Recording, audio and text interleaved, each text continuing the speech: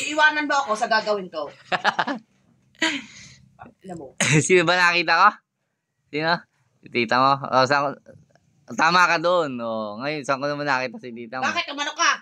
Nakita mo siya? Oh, hulaan mo nga. Hula. Bakit ka pa rin nagpapahula? Ginagawa mo takay mga tao ay. Kala mo nakakatawa yung mga pinagsasabi mo, pinapagawa mo. Ayan po guys. Nagagalit na po. Ganyan po yung yung nagpapahula ka lang po. Tapos biglang magagalis. Dahil hindi niya po mahulaan. Nagalito lang. Nakakatawa ka niya. Kakunti baka kilala ko at gagawin mo manghuhula. Oo, ayan po. Kasi daw po, Tigil ka na. sabi ko, patay na si Madam Oring. Baka siya pumayag ito po sa inyo manghula. Ano, dadali na kita sa monumento? Doon naghuhula si Madam Oring. Napaka-chismoso mo. Sabihin mo, kung nakita mo si gano'n, kung sabihin sa'yo, hindi siya yun.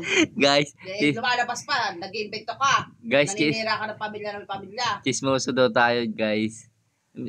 Pinapahulaan ko naman kung ano yung nakita ko. Tapos ngayon nahulaan niya. Tapos sabi ko lang saan ko nakita. Ngayon nagagalit.